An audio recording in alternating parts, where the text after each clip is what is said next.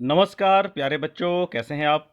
आशा है स्वस्थ होंगे और हर घर पाठशाला लिंक के माध्यम से खूब अध्ययन कर रहे होंगे।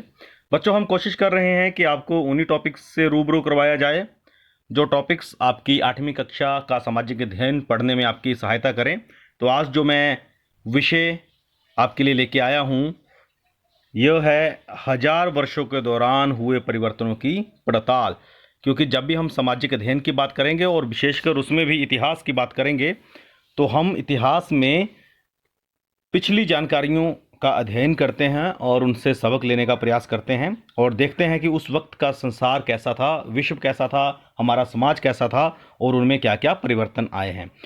तो बच्चों, इन पिछले वर्षों में बड़े ज़्यादा परिवर्तन पूरे विश्व में हुए हैं। हम अपने देश भारत की बात करें तो यहाँ पर भी बहुत अधिक सांस्कृतिक, राजनीतिक और सामाजिक परिवर्तन हुए हैं, आर्थिक परिवर्तन हुए हैं, भौगोलिक परिवर्तन हुए हैं। तो ये सारे परिवर्तन कैसे हुए और हमें किस तरह से ये जानकारियाँ मिली, इस बारे में हम पढ़ेंगे। आपकी स्क्रीन के ऊपर यह एक कुछ चित्र दिया गया है। अगर आप इसको ध्यान से देखें तो ये किसी जगह का नक्शा लगता है और आपको बड़ी हैरानी होगी कि यह भारत का नक्शा है और ये सन 1154 ईस्वी में भूगोलवेत्ता अल इदरीसी ने बनाया था।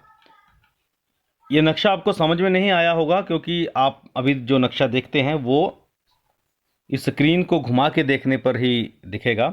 यहाँ पर ये श्रीलंका है, ये साउथ इंडिया बनाया गया है, ये यहाँ पे हिंद महासागर और बंगाल की खाड़ी। क्योंकि यहाँ पे दिशाओं का ख्याल नहीं रखा गया है, श्रीलंका ऊपर बनाया गया है, दिशा का ख्याल नहीं रखा गया है। उस वक्त नहीं रखा जाता था, नक्शे ऐसे ही बनते थे। परंतु अभी आप कंपैरिजन करेंगे। अब ये अगला नक्शा देखिए, इस नक्शे को देखिए, ये आपको जाना पहचाना सा लग रहा होगा। ये नक्शा कुछ कुछ जाना पहचाना सा लग रहा होगा क्योंकि आजकल जो हम नक्शा देखते हैं वो भी ऐसा ही है। ये भारत का नक्शा है। ये नक्शा एक फ्रांसीसी इतिहासकार, मानचित्रकार थे, उन्होंने 1720 ईस्वी में बनाया है। अब यहाँ पे आप देखेंगे तो ऊपर की तरफ ये भारत है और ये श्रीलंका है और काफ़ी हद तक ये जो शेप है ये वैसी ही है जो हम आजकल के आधुनिक नक्शों में भी देखते हैं। तो ये जो 600 साल का अंतर रहा इस भारत के नक्शे में, इस भारत के नक्शे में और इस भारत के नक्शे में, जो 600 वर्ष का अंतर रहा उसमें नक्शा बनाने की तकनीक में भी अंतर आया और अब हम वैसा ही नक्शा बना रहे हैं जैसा हम लगभग 1720 में बनाने लग गए थे। तो ये क्या परिवर्तन आया होगा, इसमें नक्शे को पढ़ने का, इसको लिखने का, इसको बनाने का एक पेट सेट पैटर्न आ गया था जो सारी दुनिया में फॉलो हो रहा था। और दूसरी बात, इन 600 वर्षों में जो लोग नक्शा बना रहे थे उनके पास पूरे भू क्षेत्र की काफ़ी अधिक जानकारियां थी, जबकि पुराने समय में इतनी जानकारियां नहीं थी, इतने संसाधन नहीं थे और नक्शे की एक कोई सार्वभौमिक तकनीक नहीं थी। तो एक बार पुनः याद करवा दूं कि ये जो पहला नक्शा है ये 1154 में भूगोलवेत्ता अल इदरीसी ने बनाया था और दूसरा नक्शा एक फ्रांसीसी मानचित्रकार ने 1720 ईस्वी में बनाया है। यहाँ लिखा भी गया था कि यह नक्शा हमें ज़्यादा परिचित लगेगा, इसमें विशेषकर तटीय इलाकों की बारीक ब्यौरे देखकर आश्चर्य होता है कि इतना ब्यौरा उस वक्त भी, हालांकि 1720 के आसपास की बात हो रही है, परंतु उस वक्त भी जिसने ये बनाया उसको काफ़ी जानकारी थी, इलाकों की जानकारी, बड़ी विस्तृत जानकारी लिखी गई है और ये नक्शा हमें काफ़ी हद तक जाना पहचाना सा लगता है। बच्चों, एक और महत्वपूर्ण बात है कि दूसरे युग तक मानचित्र अंकन का विज्ञान भी बहुत बदल गया था। मतलब 1720 तक मानचित्र अंकन का विज्ञान बदल गया था और जानकारियां लोगों को कहाँ मिलती थी, इतिहासकारों को जानकारियां मिलती थी पुराने दस्तावेजों से, नक्शों से, लेखों से। उनका अध्ययन करते थे, उन सूचनाओं के संदर्भ लेते थे और इस तरह के ऐतिहासिक नक्शे बनाते थे। बच्चों, इस दौरान नई और पुरानी शब्दावली में भी काफ़ी परिवर्तन आया। यह मोटे तौर पे समझेंगे।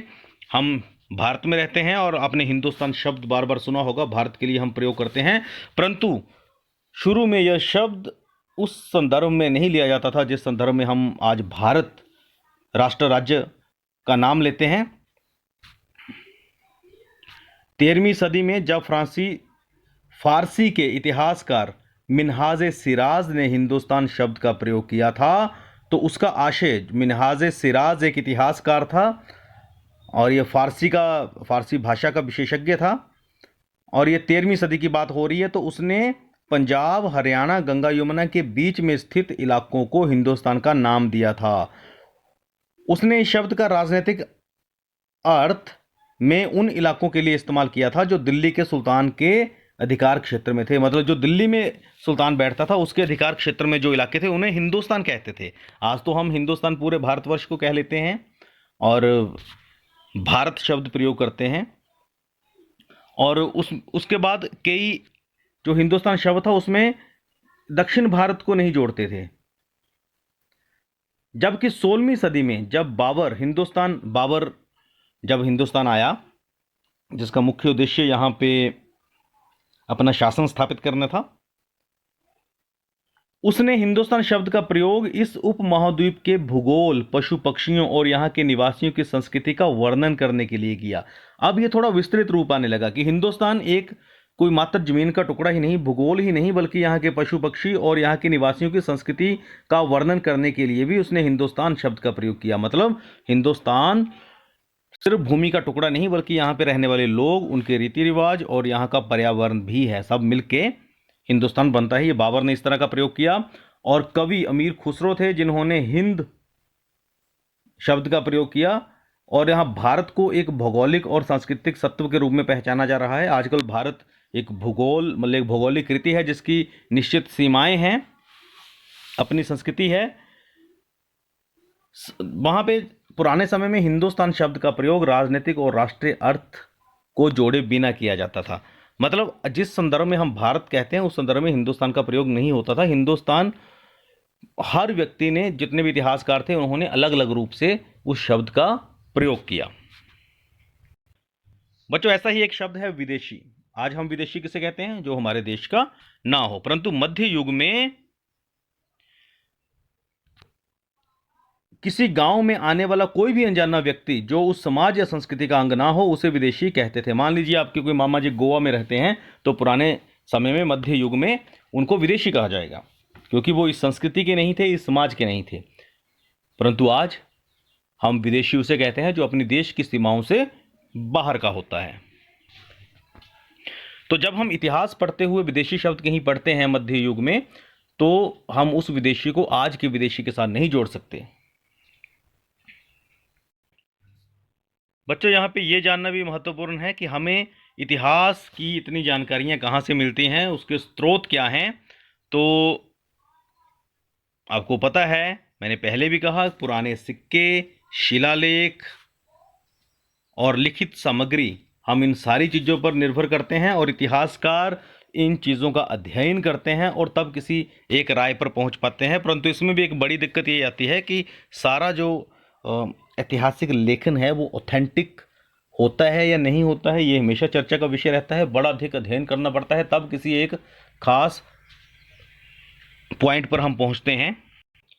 पुराने समय में जितना भी कुछ लिखा जाता था, इतिहास लिखा जाता था, वो या तो धर्म ग्रंथ हुआ करते थे, ज़्यादा लोग धार्मिक प्रवृत्ति के हुआ करते थे, तो धर्म ग्रंथ, शासकों के वृतांत, संतों के लेखन, उपदेश, अर्जियां, अदालतों के दस्तावेज और अपने हिसाब किताब रखने के खाते, ये सब लिखे जाते थे।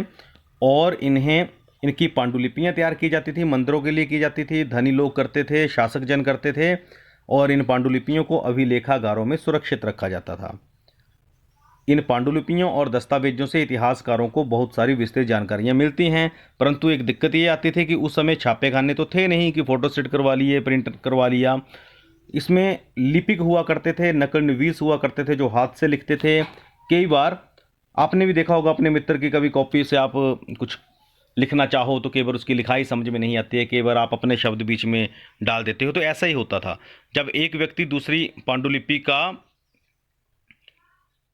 नकल उतारता था तो उसमें कुछ शब्द उसके अपने आ जाते थे, कुछ वो वाक्य कवि केवल बदल देते थे, तो सदी दर सदी प्रतिलिपियों की भी प्रतिलिपियां बन जाती थी। अंततः एक ही मूल ग्रंथ की भिन्न भिन्न प्रतिलिपियां एक दूसरे से बहुत अलग हो गईं। ये दिक्कत आई। इससे बड़ी गंभीर समस्या उत्पन्न हो गई, क्योंकि आज हमें लेखक की मूल पांडुलिपियां शायद ही कहीं मिलती हों।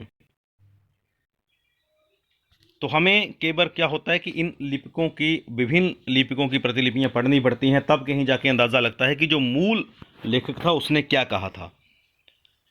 और कई बार लेखक स्वयं भी अपने लिखे हुए वृत्तांत में संशोधन करते थे। ऐसा एक उदाहरण है, 14वीं शताब्दी में इतिहासकार जियाउद्दीन बर्नी थे, जिन्होंने 1356 में पहले वृत्तांत लिखा और उसके बाद 2 वर्ष बाद इसका संशोधन लिखा। और 1971 ईस्वी तक तो हमें ये जानकारी भी नहीं थी कि 1356 में भी जियाउद्दीन बर्नी द्वारा कुछ लिखा गया है। तो ये धीरे धीरे ये जानकारियाँ या इस तरह की पुरानी पांडुलिपियाँ, दस्तावेज हमें अभिलेखागारों से मिले, उनका अध्ययन हुआ और हम इस नतीजे पे पहुंचे कि उस वक्त इतिहास में क्या क्या हो रहा था। तो बच्चों, वीडियो को 1-2 बार सुनिएगा और कार्यपत्र को हल करिएगा। जय हिंद, जय हिमाचल।